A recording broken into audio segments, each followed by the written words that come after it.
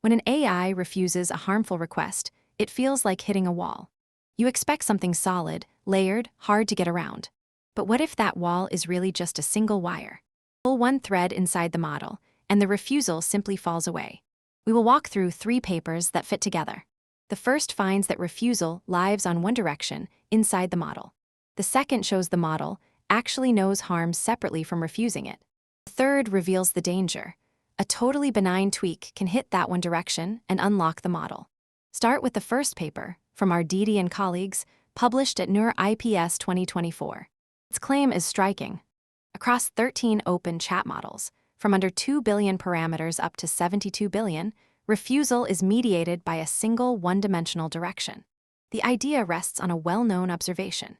Inside a transformer, concepts tend to live as directions in activation space.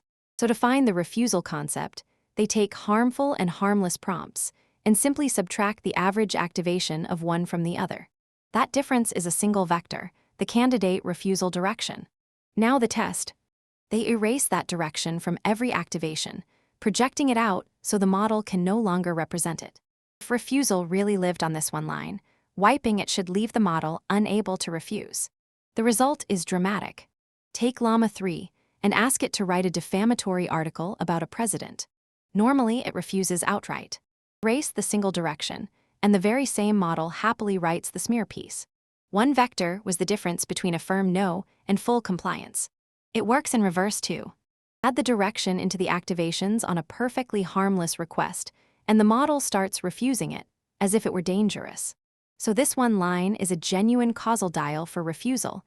Turn it down to jailbreak, turn it up to over-refuse. They then bake the trick directly into the weights.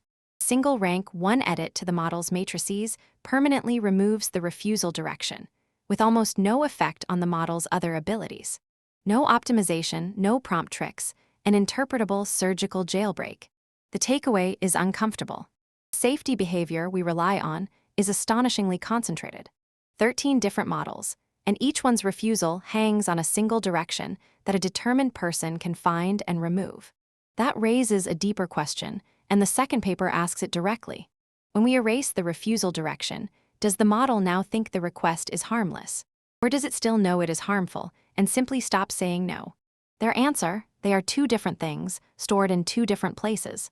At the last token of the instruction, the model encodes harmfulness, its private judgment of the request. At the last token before it answers, it encodes refusal, the decision to actually say no. And they behave differently when you push on them. Steer along the harmfulness direction, and the model actually reinterprets a harmless request as dangerous. Steer along the refusal direction, and it just refuses, while its underlying judgment of harm never changes. This exposes what many jailbreaks really do. They do not convince the model that harm is safe.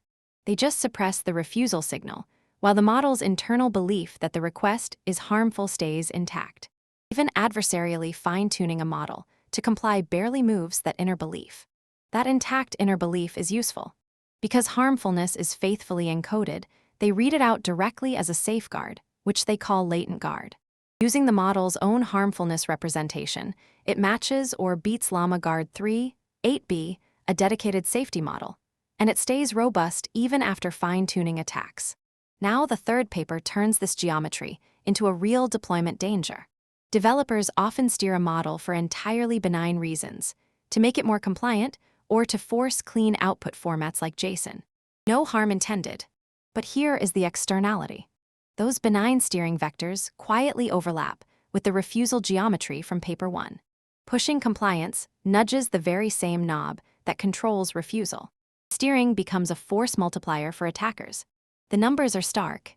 With benign steering switched on, black box jailbreak attacks like pair, COP, and tap push attack success rates past 80% on standard benchmarks, against a model whose safety training was never touched. The lesson lands hard.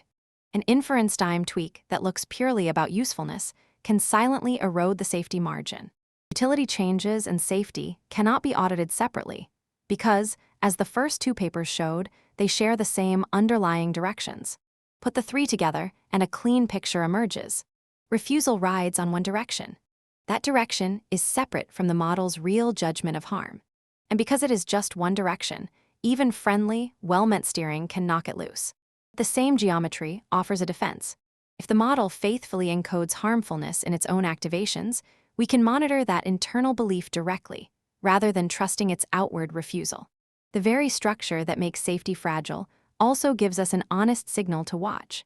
One direction for refusal, a second, separate direction for knowing harm, and a benign nudge that can collapse the gap between them. Safety fine-tuning is thinner than it looks, but the model's own internals may be our best place to defend it. 3 papers, 1 geometry.